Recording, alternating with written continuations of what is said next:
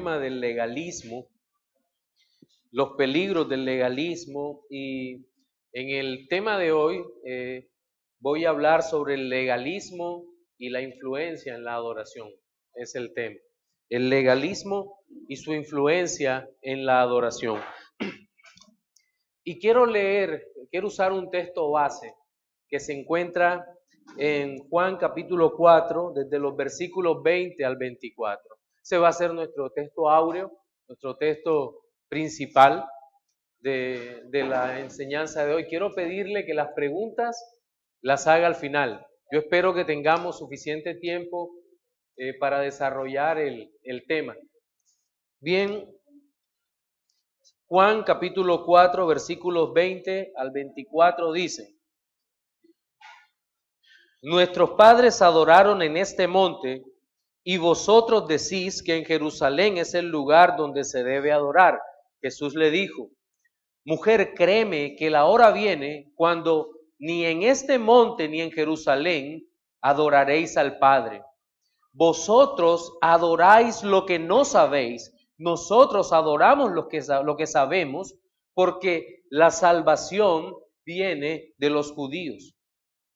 Mas la hora viene, y ahora es, cuando los verdaderos adoradores adorarán al Padre en espíritu y en verdad, porque también el Padre tales adoradores busca que le adoren. Dios es espíritu, y los que le adoran en espíritu y en verdad es necesario que le adoren. Si usted lee el pasaje y cuenta las veces que encontramos palabras relacionadas con adoración, se repiten en Reina Valera 12 veces, ¿verdad? Y aparentemente lo que se está discutiendo en esta parte de la Biblia no tiene nada que ver con la adoración pública, pero ¿será eso cierto? Y cuando hablo de adoración pública, que es nuestro tema y la relación con el legalismo, me refiero a la adoración que damos como cuerpo de Cristo. Adoración pública, adoración corporativa, adoración eclesiástica. La respuesta de si hay relación de esto que se está discutiendo y la adoración pública es sí, tiene todo que ver. Y nosotros, el problema es que durante años hemos venido asumiendo un significado distinto de lo que realmente es adorar. Porque por lo general nuestra adoración no la asociamos con toda nuestra vida. Y es allí donde el legalismo muchas veces redefine lo que es adoración y cómo debemos adorar. Es por eso que en nuestra escuela dominical de hoy quiero exponer 4 puntos breves sobre la adoración pública y el legalismo, o sobre la influencia del legalismo sobre la adoración pública. Pero en primer lugar necesitamos definir en qué consiste la adoración y en qué consiste la adoración pública. Bien, la Escritura, principalmente en el Nuevo Testamento, presenta varios términos con que se define adoración. Pero en este texto en particular, la palabra griega que se utiliza es proskuneo. Proskuneo. El significado básico de esta palabra es hacer reverencia, dar obediencia, y tiene que ver con un acto de homenaje a Dios en las personas del Padre, del Hijo y del Espíritu Santo. Ahora bien, nuestra Confesión Bautista de Londres de 1689, en su capítulo 22, entendiendo la adoración como un acto de un corazón regenerado, dice: la luz de la naturaleza muestra que hay un Dios que tiene señorío y soberanía sobre todo.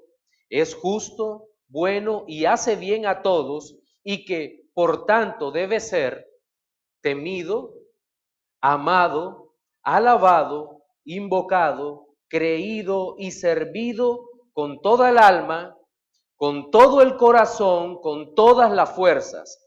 Pero el modo aceptable de adorar al verdadero Dios está instituido por Él mismo y está de tal manera limitado por su propia voluntad revelada que no se debe adorar a Dios conforme a las imaginaciones e invenciones de los hombres, o a las sugerencias de Satanás, ni bajo ninguna representación visible, ni en ningún otro modo no prescrito en la Escritura.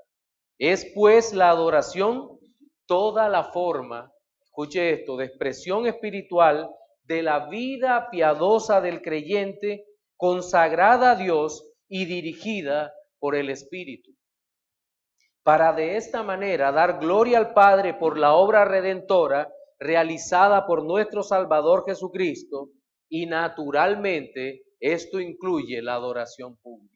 Entonces, una de las primeras cosas que nos debemos sacar de nuestra mente es que adorar es simplemente cantar, que es lo más común que nosotros escuchamos. Y si usted lee el pasaje que leímos, que nos sirve como base para nuestra enseñanza dominical, se va a dar cuenta que adorar tiene que ver con todos y cada uno de los aspectos de nuestra vida. Es decir, somos seres integrales que adoramos a Dios por lo que Él es, porque Él es espíritu, somos seres espirituales y en verdad, es decir, de acuerdo a su revelación, de acuerdo a la palabra que Él mismo nos ha dado. Entonces, eso lo tenemos que tener en mente y esa es la base para entender qué es adoración pública. ¿Qué es entonces la adoración pública?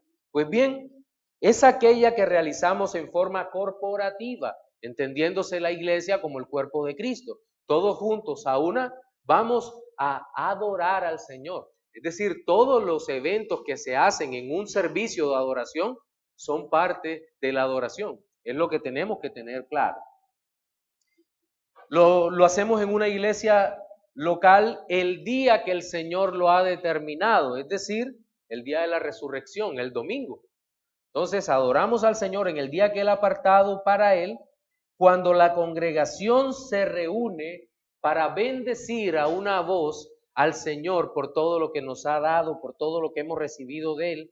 Y me refiero desde la vida hasta lo último que hayamos recibido. Todo adoramos a Dios por lo que, alabamos a Dios por lo que Él hace, adoramos a Dios por lo que Él es. Lo adoramos por sus atributos, adoramos a Dios porque Él es santo.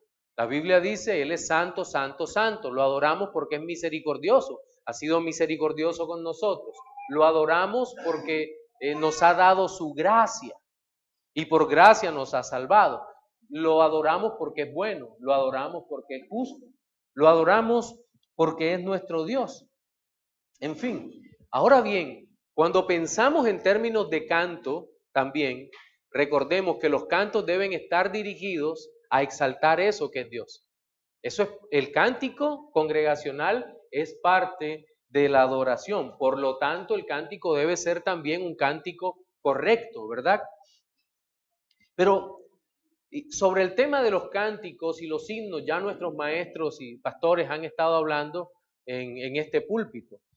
De nuevo cito la confesión de fe en su, nuevamente capítulo 22, pero ahora el párrafo 5, que sobre la adoración pública dice lo siguiente: la lectura de las Escrituras, la predicación y la audición de la palabra de Dios, la instrucción y la amonestación los unos a los otros por medio de salmos, himnos y cánticos espirituales, el cantar con gracia en el corazón al Señor, como también la administración del bautismo y la cena del Señor, todas esas cosas son parte de la adoración religiosa, adoración pública a Dios, que ha de realizarse en obediencia a Él con entendimiento, fe, reverencia y temor piadoso. Además, la humillación solemne, dice acá, con ayunos y las acciones de gracia, en ocasiones especiales han de usarse de una manera santa y piadosa. Entonces, la adoración religiosa es todo esto que hacemos. Leemos la Escritura como parte de la adoración, la predicación es parte de la adoración, la instrucción, esto que hacemos ahora, la amonestación los unos por los otros, los cánticos, todo esto es adoración religiosa que como cuerpo hacemos. Es decir, que todo esto se hace en orden, dentro de un principio regulador que la misma Escritura ha dado. De esto hemos hablado también. Este principio regulador se refiere básicamente a que aceptamos que se debe adorar al Señor de la manera estricta que Él mismo ha determinado que se le adore. ¿Quién pone las condiciones para su propia adoración? Dios. Usted me dirá, pastor, pero hemos hablado de un elemento espontáneo del creyente regenerado. Sí, pero cuidado.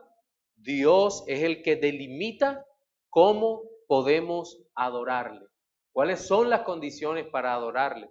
Nosotros no podemos inventar un servicio que tenga, se me ocurre que en el servicio podemos hacer tal cosa. No, usted no puede hacer eso. Solamente Dios pone las condiciones para adorarle, ¿verdad? Y porque pensar que podemos hacer todo aquello que Dios explícitamente no ha prohibido es un verdadero peligro, porque cualquier cosa podría entrar al servicio si creemos eso. Ah, no, lo que no está prohibido, entonces lo podemos dejar entrar al servicio. Imagínense, entonces llenamos el púlpito de danzas, de teatro, de películas, disfraces y una cantidad de cosas que son claramente paganas por el solo hecho de que no, como no está prohibido, hagámoslo. No. Dios mismo es un Dios santo, el cual de manera clara se ha revelado en la Escritura, ¿verdad? Entonces, eso lo tenemos claro en lo relacionado con la adoración y ese principio. Pero entonces pasamos a nuestro segundo punto. Y aquí es donde vamos viendo el peligro del legalismo en nuestras congregaciones, de que entre el legalismo o a cualquier congregación. Y tenemos entonces que hablar de lo que no significa el principio regulativo de la adoración. ¿Qué no significa? ¿Qué no tiene? ¿Qué es lo que no dice el principio regulativo y qué es lo que no regula el principio regulativo? Pues bien, primero, el principio regulativo no significa uniformidad formal y absoluta. Es decir, que todos los creyentes tenemos que ser iguales en absolutamente todas las cosas y todas las iglesias locales tienen que ser idénticas, una copia al carbón. Incluso que todas las iglesias que plantemos tienen que tener las mismas características de la iglesia que ayuda a plantar. No, eso no dice la Escritura. Miren, en el diálogo que nuestro Señor Jesucristo tiene con la mujer de Samaria, es evidente que se habían roto los límites de lo permitido. Si nos vamos al versículo 20, se observa que hay un intercambio teológico. No estoy bromeando, es un intercambio teológico propuesto por la mujer. La mujer dice, nuestros padres adoraron en este monte y vosotros decís que en Jerusalén es el lugar donde se debe adorar. Esta mujer le estaba diciendo al Señor Jesucristo, es tan válida la adoración que hacemos aquí en Samaria, en el monte Gerizim, como la adoración que ustedes hacen en Jerusalén. La mujer estaba poniendo condiciones al Señor. Estaba exponiendo lo que había en su corazón y lo que ella creía que era verdad. El Señor corrige de inmediato aquel osado pensamiento de la mujer y le dice, versículo 21, mujer, créeme que la hora viene cuando ni en este monte ni en Jerusalén adoraréis al Padre. Y aquí hay un punto importante.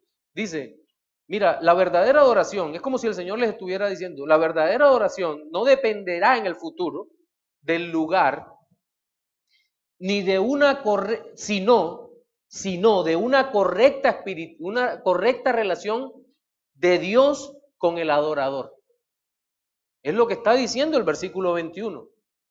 Mujer, créeme que la hora viene cuando ni en este monte ni en Jerusalén adoraréis al Padre. No va a ser en este lugar ni en Jerusalén, sino, versículo 22, versículo 23. Los verdaderos adoradores adorarán al Padre en espíritu y en verdad. No obstante, el Señor Jesucristo no deja sin censura el paganismo de la mujer y le dice, vosotros adoráis lo que no sabéis. Mira, mujer, tú no sabes lo que estás diciendo. No tienes la más remota idea de lo que estás diciendo. Ustedes no saben lo que adoran. Nosotros sabemos lo que adoramos. El Señor se define aquí como judío y defiende la revelación que ha dado en el Antiguo Testamento, que la forma correcta que tipificaba su venida, su salvación, su reino como hijo de Dios, como Dios encarnado, era la que él había dado en el Antiguo Testamento. Entonces, él corrige aquella situación y le dice que la instrucción adecuada es la instrucción dada a los judíos. Naturalmente, el Señor no estaba justificando el legalismo de los fariseos. Eso es lo que no estaba haciendo. El Señor está dando una instrucción clara que no necesariamente se entiende por la negación de lo que estaba malo, sino una afirmación de lo que es verdaderamente correcto. Y el versículo 22, el Señor lo cierra relacionando totalmente la adoración religiosa pública con la salvación. Porque la salvación viene de los judíos. Y este texto es glorioso porque la salvación es planteada aquí no solo en términos teológicos y conceptuales, sino en términos personales. La salvación es una persona. La salvación viene de los judíos. No viene por la predicación de los judíos, aunque eso es cierto, sino que viene por los judíos. De los judíos es Cristo la salvación. ¿Dónde podemos cruzar ese texto? Lucas 2, 27 al 30. Lucas 2, 27 al 30.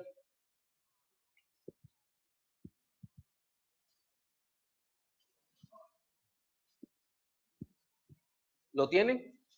Dice, y movido por el Espíritu, este es Simeón que estaba en el templo, vino al templo, y cuando los padres del niño Jesús lo trajeron al templo para hacer por él conforme al rito de la ley, él le tomó en sus brazos y bendijo a Dios diciendo, ahora Señor, despide a tu siervo en paz conforme a tu palabra, porque han visto mis ojos tu salvación. La salvación es Cristo. La salvación es Cristo. Y el Señor estaba asociando la adoración con Cristo. Solo puede adorar aquel que es salvo. Solo puede adorar aquel que es salvo. Esa idea creo que vamos a estar haciendo énfasis. Eso va en contra del legalismo, ¿verdad?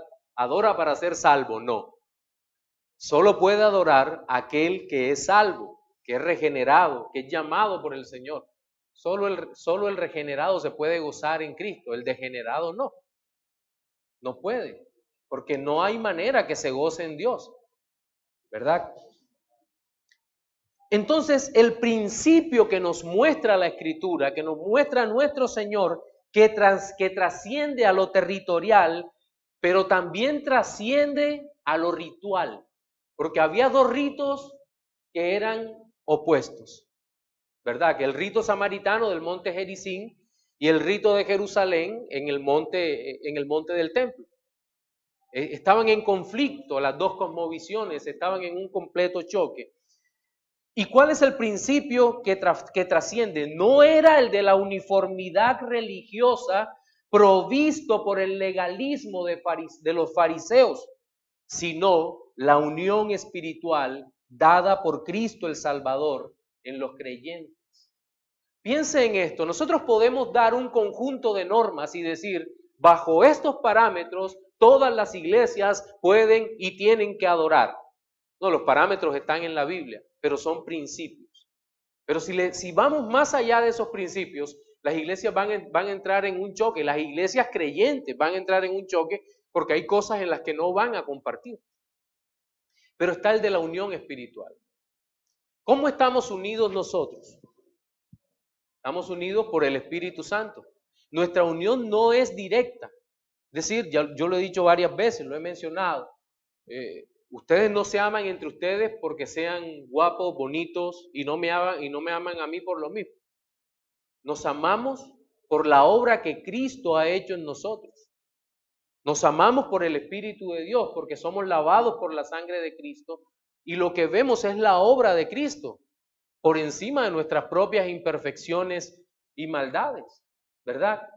Y ese principio de la unión espiritual dada por Cristo el Salvador es lo que trasciende y es lo que se ve en este texto.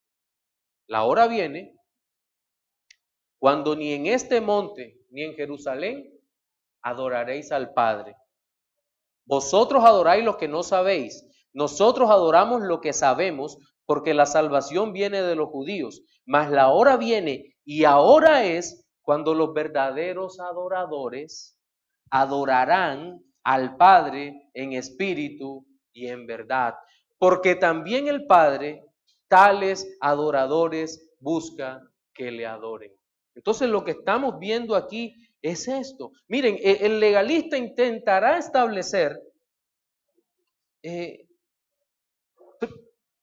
una cantidad muy precisa de requisitos, pero fracasará en la intención de encontrar en la forma la esencia de la adoración. Pues como lo hemos venido diciendo, adorar es el resultado del alma regenerada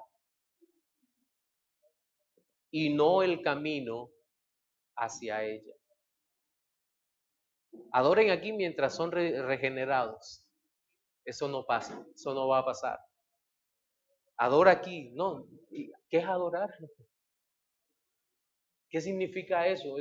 O en lenguaje coloquial, ¿eso con qué se come? Y vienen los malos entendidos de los que hemos hablado. Entonces, no podemos creer que estamos uniformados conforme a la tendencia de la iglesia en particular. No, hay principios del que establece el principio regulador, pero cuidado, más allá de eso es legalismo. Segundo, tampoco es un freno a la espontaneidad de los creyentes cuya mente está dirigida por el dominio propio dado por el Espíritu. La adoración, como alguna vez dijo alguien, la adoración reformada le corta la espontaneidad a los creyentes. Y es cuando uno pregunta, bueno, define espontaneidad. Y es cuando se cree que ser espontáneo es hacer lo que queramos en el servicio. Si a alguien se le ocurre saltar y ponerse en una silla, y eso es espontaneidad. No. El asunto aquí es difícil de tocar, pero debo hacerlo. La espontaneidad de los creyentes en la adoración está dirigida por la obra del Espíritu Santo, que es Dios, y Dios es un Dios de orden. ¿Por qué? Porque Dios es un Dios reverente, ¿verdad? La acción delirante, descontrolada y que rompe el orden del servicio con gritos, palabras o acciones que según muchos no pueden resistir, es falso y tendiente al paganismo. Pero por otro lado, tenemos la obligación de evitar la frialdad de las almas, porque los verdaderos adoradores están llenos del Espíritu Santo de Dios, de gozo indescriptible, y por supuesto habrá reacciones espontáneas, pero controladas por el dominio propio que Dios da. Hay un texto de nuestra confesión, nuevamente, de nuestra confesión de fe, que no le gusta a los legalistas, menos aún a los separatistas secundarios, y se encuentra en el capítulo 22, párrafo 3 de la Confesión de Fe de Londres, que dice: siendo la oración con acción de gracias una parte de la adoración natural, le exige Dios, que exige Dios de todos los hombres, pero para que pueda ser aceptada debe hacerse en el nombre del Hijo, con la ayuda del Espíritu, conforme a su voluntad, con entendimiento, reverencia, humildad, y aquí aparece una palabra, fervor. Luego dice fe, amor y perseverancia, y cuando se hace con otros en una lengua conocida. Fervor. La adoración, dice la confesión, es parte de la adoración religiosa, ¿verdad? Y es un elemento reverente y definitivo que no podemos ignorar. Y recordemos algo, los autores de la confesión eran puritanos. Y ellos no estaban desconociendo que el Espíritu de Dios hace una obra en nuestra alma y que estar en contacto con Dios, como predicaba en el devocional nuestro hermano Alejandro Mantilla, produce un enorme gozo. Y entonces, ¿qué hacemos con el gozo? Nos cruzamos de brazos y decimos, no me puedo gozar porque soy reformado. Pero entendamos el gozo en su proporción, ¿verdad? Entendamos esto. No todos tenemos el mismo carácter. No todos tenemos la misma construcción interna. Hay personas que son más fervorosas que otras, otros somos más tranquilos, de alguna manera más cuadriculados por nuestra misma formación, no sé, por nuestra misma manera de entender el Evangelio y la vida.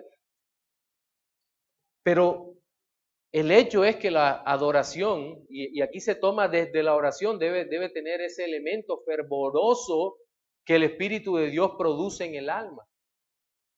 En Efesios 6:18 dice, orando en todo tiempo con toda oración y súplica en el Espíritu y velando en ello con toda perseverancia y súplica por todos los santos. Viene a mi mente Salmos capítulo 42. Yo no me imagino ese salmo al salmista, que en este caso son los hijos de Coré, orando ese salmo en una actitud fría, desligada del Dios vivo, tal vez tapada por el formalismo religioso o de la falsa religiosidad. Mire lo que dice, voy a leer solo los primeros 3 versículos.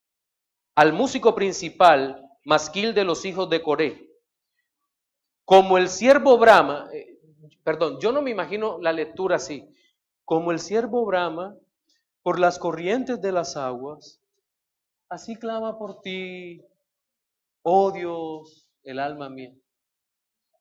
En un momento de angustia, un hijo de Dios orando así, no creo.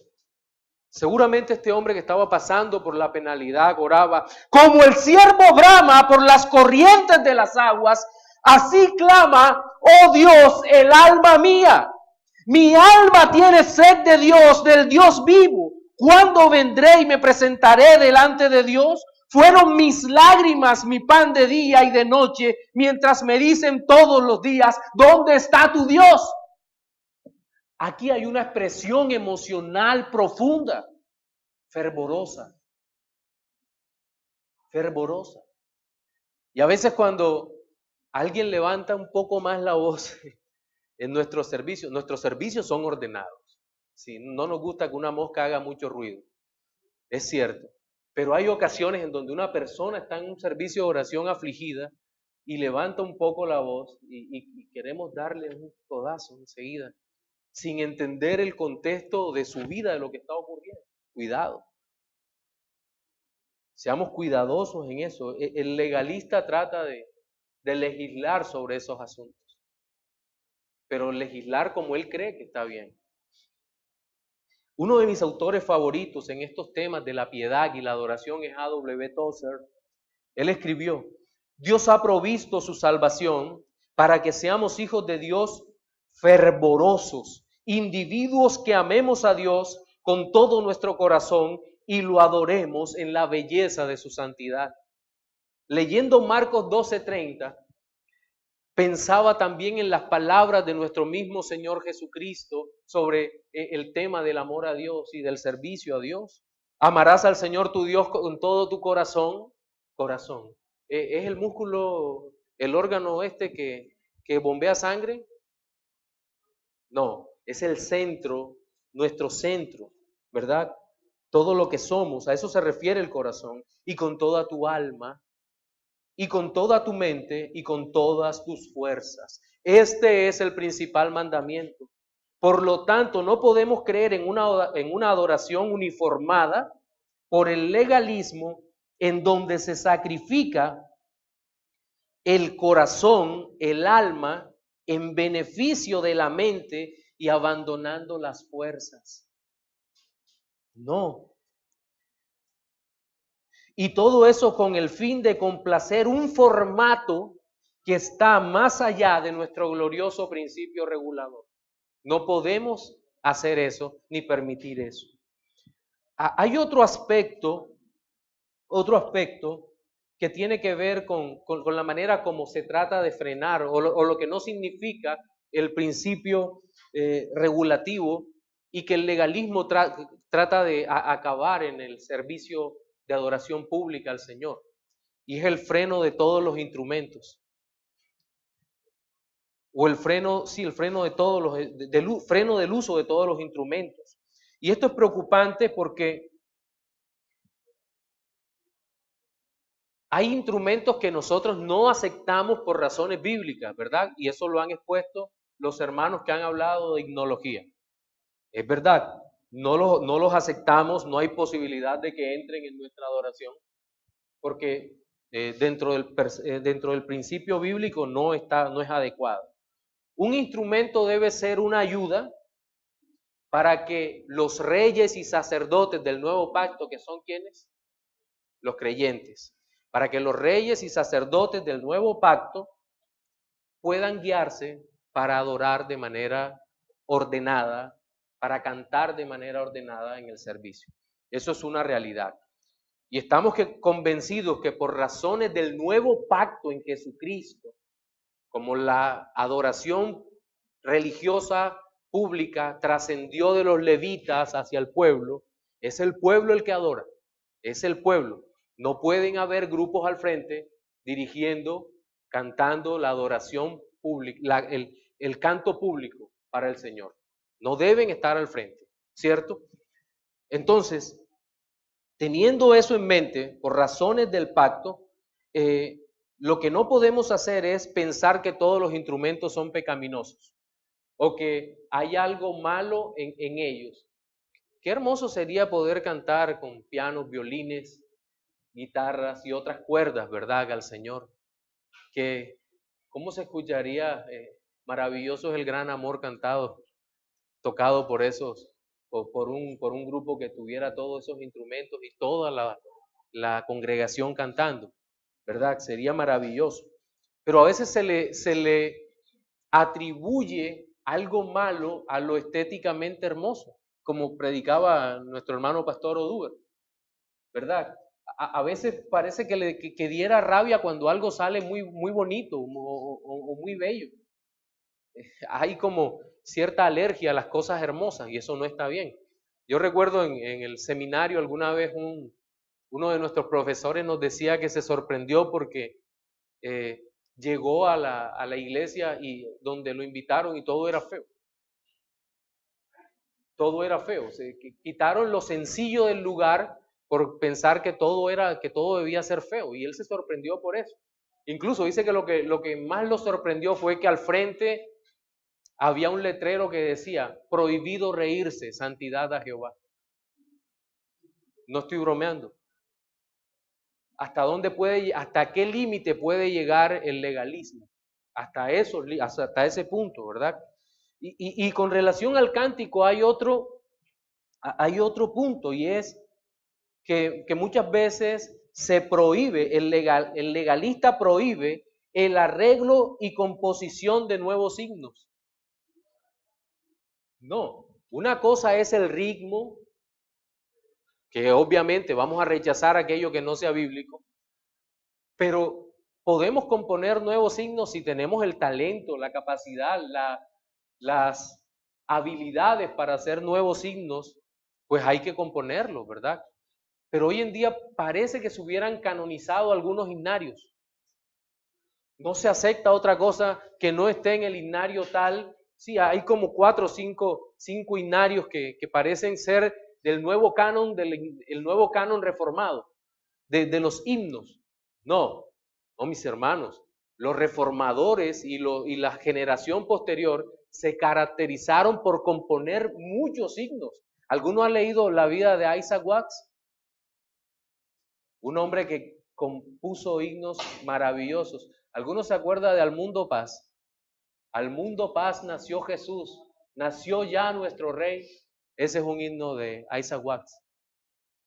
Entonces, nosotros, Lutero compuso himnos, los reformadores magistrales.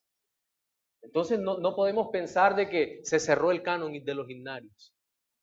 No, el Señor también nos ha puesto eso. Hay himnos modernos, himnos en todo lo que representa, himnos, hermosos himnos que son modernos y que podemos cantar.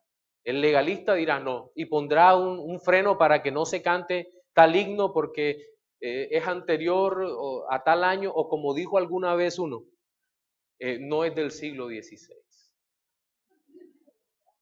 Sí, ¿saben? El siglo XVI, el siglo de la Reforma. No.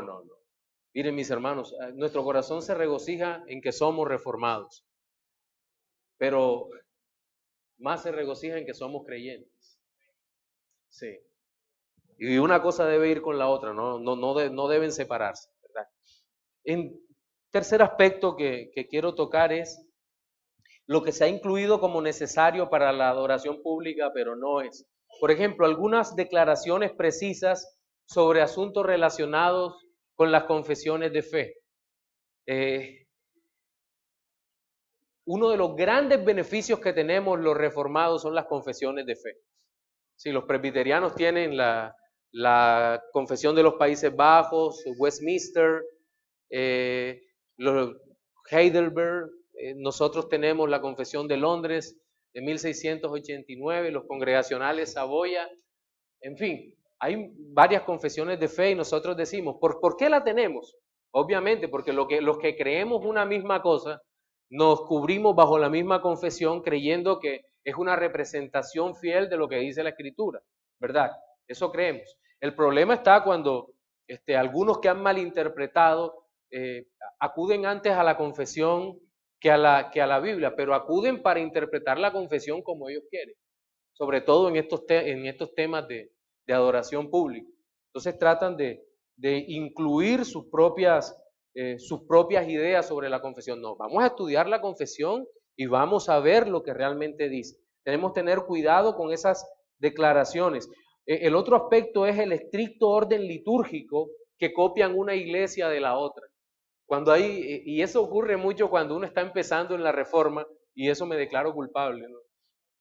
Uno llega y se impresiona cuando ve una iglesia reformada que ya tiene muchos años y tiene una liturgia particular. Y entonces queremos sacar papel carbón. De pronto los jóvenes ni saben qué es papel carbón. Queremos hacer un copy y pega mejor. Sí, hay que actualizarse. Queremos hacer un copy y pega de aquella iglesia reformada porque nos gustó, nos atrajo la predicación, el orden de culto, y de inmediato tomamos y la copiamos. Seleccionar, así sea. Seleccionar todo, copiar y la traemos acá a pegar. No, es peligroso eso. ¿Sabe por qué?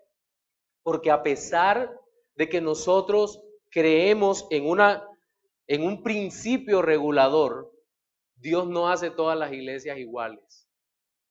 Todas las iglesias locales no son iguales. Mire, y les pongo ejemplo, hemos ayudado a plantar iglesias.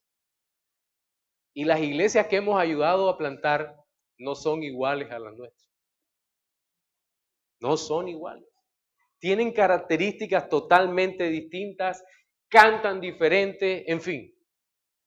Recuerdo alguna vez que llegó un hermano de Norteamérica y nos escuchó cantando. Y dijo, vaya si cantan con ánimo, me gustaría que en la iglesia cantaran así.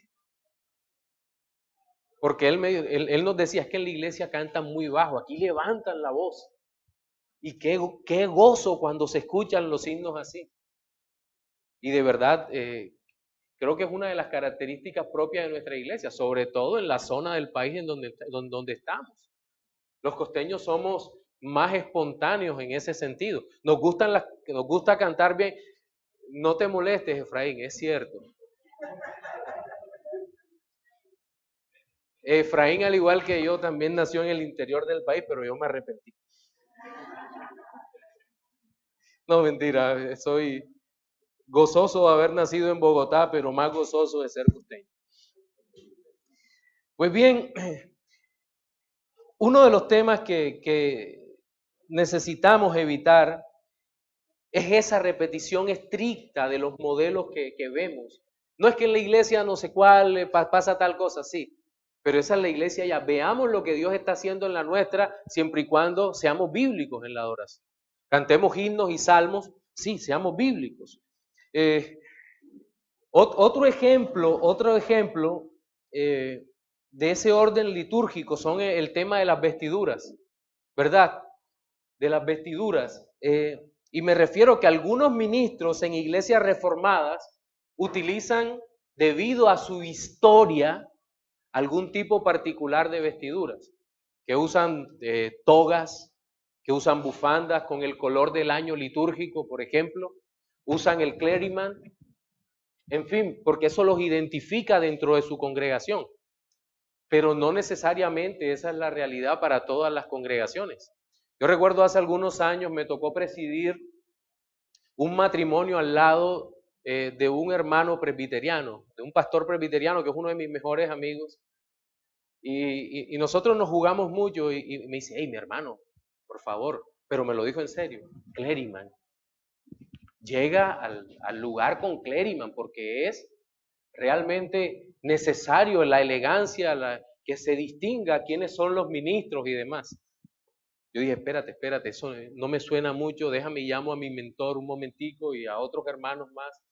Y llamé al más anciano, el que nos estaba mentoreando en ese momento. Me acuerdo que le dije, pastor, me están pidiendo que lleve clériman a la ceremonia, ¿qué opinas de eso? Dime. Y pensé que me iba a dar una respuesta inmediata, pero él usó una táctica de consejería indirecta. Me dijo, hermano Alex, los bautistas no hacemos diferencia entre clérigos y laicos. Yo, muchas gracias, ya entendí. No. Tomé mi corbatita, me la puse y fui a presidir con corbata. Son razones históricas. Un luterano, un presbiteriano, un anglicano seguramente podrá usar su cuello clerical. Los bautistas no lo vamos a hacer, obviamente. Cada iglesia local tiene un orden preciso, ¿verdad? Que en su liturgia. Nosotros creemos en una liturgia simple de 6 puntos y casi todas las iglesias de nuestra asociación lo tienen servicios bastante similares, pero no podemos uniformar a las demás iglesias con una imposición propia del legalismo. Hace poco leía en un libro en donde decía, la iglesia debe abrir de tal forma, leyendo tales textos, cantando un himno aquí y luego tienen que hacer esto y posteriormente van a cantar 2 himnos acá y hacen esto y posteriormente cantan tal cosa y hacen esto. Tú dices, ven acá, ¿cómo así? ¿Y dónde está eso en la Biblia? Simplemente está el modelo de lo que se debe hacer en la adoración pública, pero no dicen ni siquiera por qué. Ni siquiera aún me parece que la forma de hacerlo de acuerdo al principio regulador es este. No, alguna vez alguien decía que regulan hasta el volumen de cómo se toca. No, hay cosas muy peligrosas en todo esto. En la influencia del legalismo en la adoración pública. Quiero cerrar con esto. ¿Cuál es el trato con los hermanos que no adoran igual a nuestras iglesias? ¿Qué hacemos frente a eso? Bueno, creo que para tocar este tema debo dividirlo en 2 grupos. Con los hermanos de iglesias reformadas y con iglesias que consideramos hermanas, pero que no compartimos muchas doctrinas en común. Con las iglesias reformadas no hay necesariamente una afinidad total en la forma de adorar públicamente. Hay iglesias que son contemporáneas, que no tocan himnos, que tocan una música distinta que nosotros no tocamos naturalmente. Y creo que con estas personas nosotros podemos tener una sincera relación fraterna y de amistad. Y que esas personas, con estos hermanos, incluso podemos tener intercambios de predicación y demás, siempre y cuando ellos no toquen los temas que nosotros tenemos por ciertos en la Escritura. Y que nosotros tampoco vamos a hacerlo allá.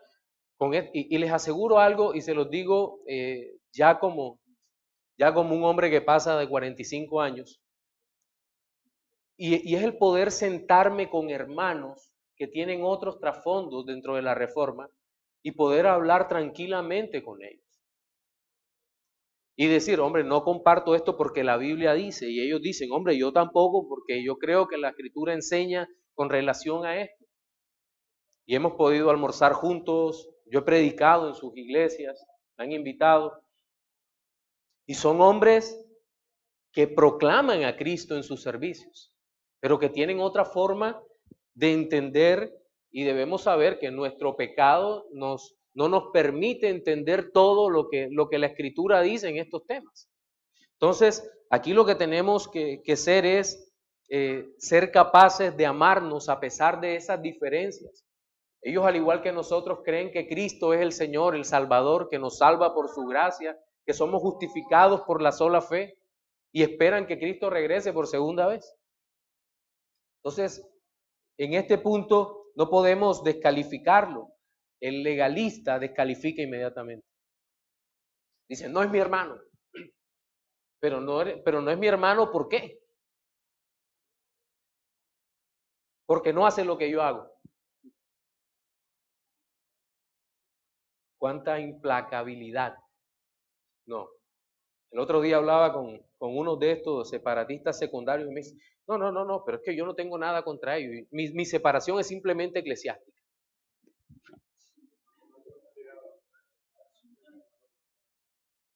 ¿Hasta dónde podemos llegar con todo esto? ¿Hasta dónde se va a llegar con todo esto? Seguramente en el tema de la separación secundaria que toquemos se va a hablar de este punto. Pero bueno, ¿qué hacemos con las iglesias que consideramos hermanas, pero que compartimos menos doctrinas en común?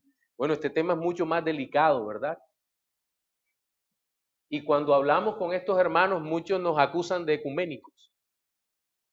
Ese punto, sí, de ecuménicos, de compartir con gente que no es creyente y tienen otros trasfondos religiosos. Eso es mentira. Quiero hacer una pregunta honesta. ¿Entre carismáticos y pentecostales hay hermanos en la fe? Sí, sí, sí. Hay hermanos en la fe. Hombres piadosos que aman al Señor. Que aman al Señor. Que las iglesias pueden o no ser moderadas donde están. Que muchas han sido arrastradas por la tradición, ¿verdad? Pero han mantenido una prédica dentro de los límites de lo ortodoxo, que no se han dejado doblegar por las doctrinas falsas de la prosperidad, de la confesión positiva, ni de nada de esa basura que se predica desde los púlpitos. No, son hermanos que hablan de arrepentimiento, de la fe en Jesucristo, de la salvación. ¿Qué hacemos con ellos? Yo creo que con ellos tenemos muchos motivos para tomarnos un café. Otra cosa es invitarlos a predicar. No. Seguramente respetamos una ortodoxia dentro de lo que es la predicación expositiva y demás, y le vamos a decir, no, te vas a hacer mucho daño, bro, y a mí, porque la gente se va. Entonces, el punto fundamental aquí es que podemos sentarnos con ellos a hablar, a tomarnos un café, a hablar de las cosas del Señor, a compartir. Y como decía Arcy Sproul Jr., alguna vez que estuvimos recibiendo una instrucción de él, Arcy nos decía que el mundo de hoy en día es una cosa rara porque los pentecostales son los que han salido a hacer misiones, que se han metido en cualquier rincón y han ido a levantar misiones, pero lo que más sorprendió, o lo que más lo sorprendió a él fue que en una reunión donde los invitaron a varios de ellos, le pidieron a un hombre, a un pastor de una iglesia carismática, naturalmente, que guardaba los principios bíblicos, que orara, y lo pasaron al frente a orar. Y Arsi dice que cuando aquel hombre terminó de orar, él levantó los ojos al cielo y dijo: Señor, yo quisiera ser la mitad de lo que es ese hombre. Es cierto que la doctrina correcta produce las acciones correctas en el alma. Es cierto. Pero la escritura, la misma escritura que nos guía a nosotros, ha guiado a muchos hombres que no son reformados hacia verdades profundas de arrepentimiento, fe y consagración. No juzguemos antes de sobre todo los nuevos reformados, los que llaman reformados de Facebook, son muy implacables con eso, en golpear muy fuerte a todo lo que parezca el pentecostalismo. Como alguna vez llegó un joven aquí y estábamos en un día de la reforma, y recuerdo que cuando íbamos saliendo me aló por la camisa y me dijo: pastor, yo me asusté, ¿qué pasó? Se metió un terrorista, un musulmán con bombas. Pastor, allá adelante hay como 100 pentecostales. Yo sí, yo los invité. ¿Y por qué? Para que escuchen. Pero son pentecostales. Yo, sí. Y si no les hablamos, ¿cómo van a creer en las doctrinas de la Escritura? Pero mira el daño que han hecho a todo eso. Sí, seguramente están los Casluna y los Maldonado y todos, y la Ana Méndez y cualquier cantidad de brujitos por ahí que le han hecho muchísimo daño al Evangelio. Pero, hermano, cuidado, ahí hay hombres de Dios. Estás dando la pelea equivocada. Estás dando la pelea equivocada. A veces esperamos que el carismático publique algo y las manos, y apenas publique, pone un texto y algo que está fuera de contexto abajo, y de inmediato ese texto está malo porque la exégesis dice: tú debes tomar el principio tal, y la asociación con aquel pasaje, enviar.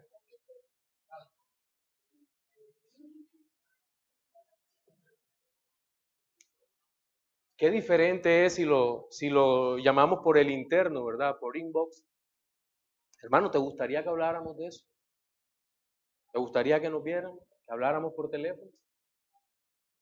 Esa es la parte difícil. Y aunque esté diciendo una barbaridad teológica, tratar de no sulfurarse, ¿verdad? El trato con personas de otros trasfondos. Claro, yo no voy a hablar con los de la prosperidad, ¿no? Los donde sacan dinero aún de Jesús lloró. No vamos a conversar con ellos, a menos que Dios en su misericordia nos encierre en el mismo avión que se vaya cayendo.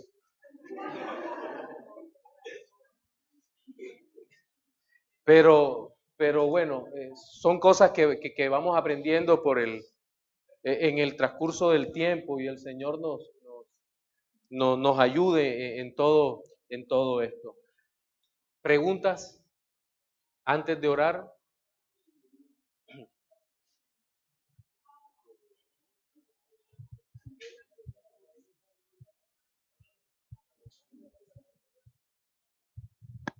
Bueno, interesante todo esto, pero antes que preguntar quería aportar ya lo último, o sea, hacer énfasis en el tema de la adoración cuando se trata que estamos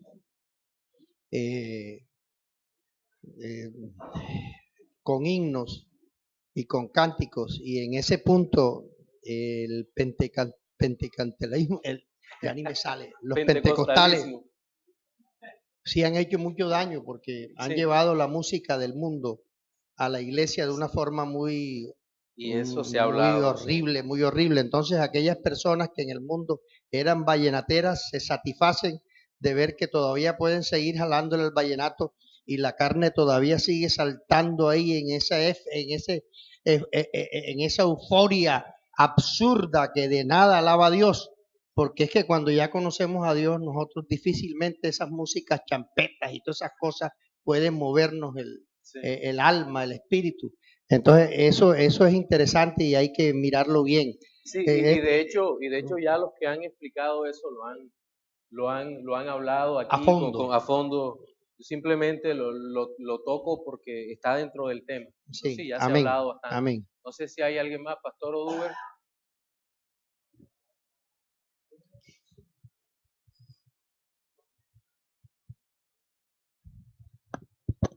Sí, yo pienso que se ha confundido hoy el carácter cristiano de respetar, de amar al hermano a pesar de la diferencia, con decir que eso está bien. O sea, el hecho de que yo diga desde la distancia, mira, yo entiendo que tú tienes algunas razones y tienes una comprensión diferente a la mía, y con el hecho de que muchas veces se confunde desde el legalismo. Si yo lo trato, quiere decir que yo le estoy patrocinando, que yo lo estoy aprobando, y no se trata de eso. Se trata de decir, bueno, no estamos de acuerdo en esto, pero creemos que eso no puede ser el único criterio para decirte o llamarte hermano. Ahí es donde está como la madurez que uno tiene que tener y el respeto de decir, no vamos a practicar eso y en eso no vamos a tener la misma visión, pero a pesar de eso, considero que hay los suficientes rasgos principales del Evangelio como para considerarte hermano y ahí uno puede tratar de mantener desde la distancia un respeto y un amor cristiano. Sí, y hay un grave pecado cuando tratamos de formar una élite en ese sentido. Ahora, no me refiero a formar grupos de amigos, porque hay una cosa que es obvia y es la atracción moral, en donde tú te juntas con los que tienes cierta afinidad. Pasa aún dentro de las iglesias locales. Tú eres más amigo de unos que otros y eso es inevitable. Tú no puedes tener el mismo grado de amistad con todos. No puedes. Eso es así. Y creo que en el ámbito de los hermanos es igual, pero tú no puedes ser una élite que juzga, en ese sentido me refiero, y calificas como decía alguna vez, que creo que lo dije aquí, un hombre de estos que son bastante legalistas. Hay iglesias gold, iglesias silver y otras iglesias. No es que hay iglesias oro, plata, bronce y otras iglesias, no. El hecho es quién te autorizó a ti para calificar así. Si Cristo el Señor es el que las ha lavado para Él, ¿qué derecho tienes tú de decir que esta iglesia sí y esta no? El único que juzga en ese sentido es Dios. Ahora, nosotros podemos juzgar las iglesias que no predican a Cristo y a esas sí les decimos, ustedes son sinagoga de Satanás, sin ningún problema, porque la Biblia lo dice. Podemos juzgar con justo juicio, ¿verdad? En ese sentido. Sí. ¿Alguien más? Ok, vamos entonces a orar dándole gracias a Dios. Y sí, Dios Todopoderoso.